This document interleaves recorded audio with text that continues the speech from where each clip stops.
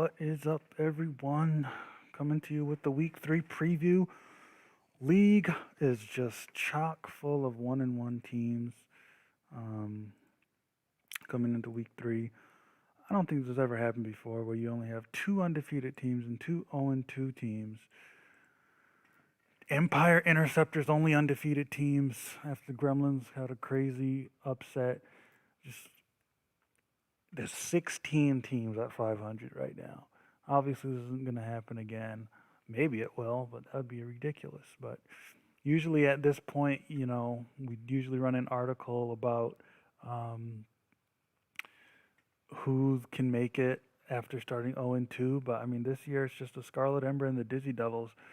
Um, so it's actually a wonder. I mean, it's a lot easier for them to make it because they're not dealing with a bunch of um, 2-0 teams that can do really well. Um, but yeah, just looking at the Dodgeball magazine for this week, Clowney run a nice um, write up on him and how he was the catalyst for the upset of the Interceptors. Gremlin's still on top, 44.3 index, with the Empire number 2, and they're have no losses. Ratings, top 2 stay the same. Sea Dogs kind of dip. The Gold are shooting up. Scarlet Ember, they went for 10 to 7 all the way down to 15. Blackers going back and forth. And Dragonfish starting to get recognized by the league. Times ran out on the Dizzy Devils. Pharaoh's not being liked very much either. But this is just through week 2, so much more going to happen. Week 2 recap. I mean, it was a close game. Toros Cats was a pretty good game.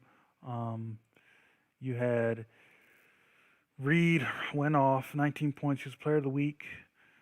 Somerset and the boys, I mean, they're holding on. The Cats are going to be a pretty good team this year. So that happened. Obviously, the big upset. Interceptors barely. I mean, look at that. 38.9 to 37.9. 1 point separated that win for them. It wasn't a crazy win, but they got over the hump and they beat the Gremlins. And in the division race, that's huge. Gold winning a strong win over Pharaohs. Dragonfish, strong win over Checkers. Empire on the flex, strong win over the Sea Dogs. And Phoenix, a surprise win. Surprise win in that Greeley didn't have to go crazy. I mean, he was 5 for 5 throwing, but he only had one catch, 59.2 index. And so it was a team win, a surprising team win over a good team in the Margays. Captains shut out the Reapers somehow. That was a surprise. And that's for that. Statistics.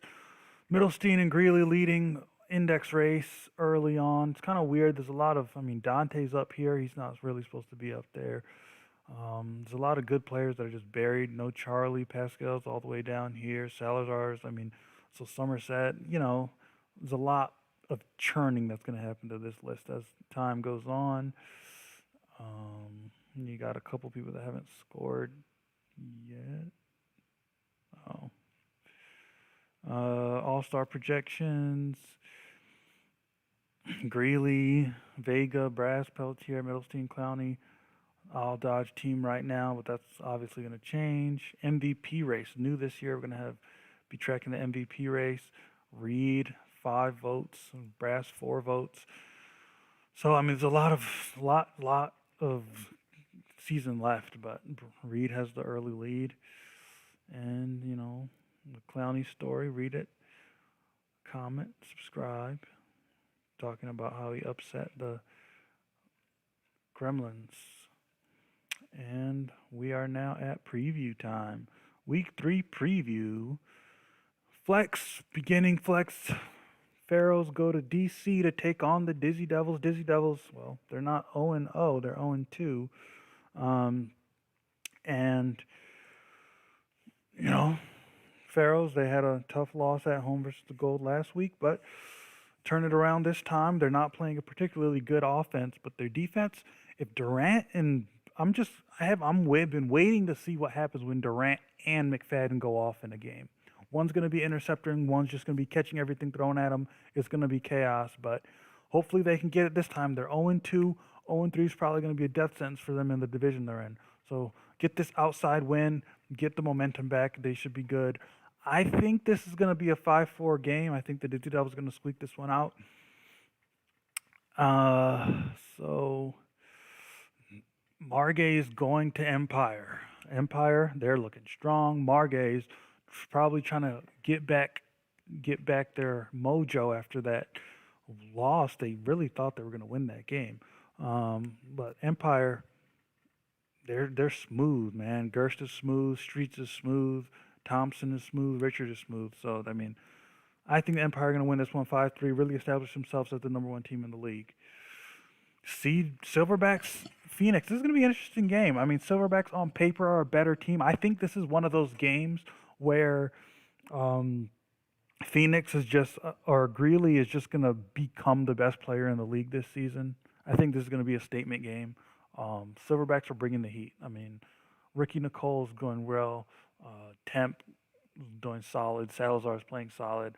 But I think this is going to be one of those games where you say, okay, when did Greeley become immortal? This is going to be that game.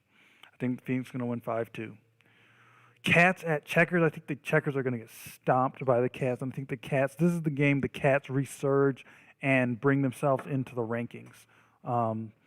Somerset's playing well. Harper's playing well. So I think that's what's going to happen there. 5-1. I mean, Checkers got Raekwon, but I don't think that's going to help.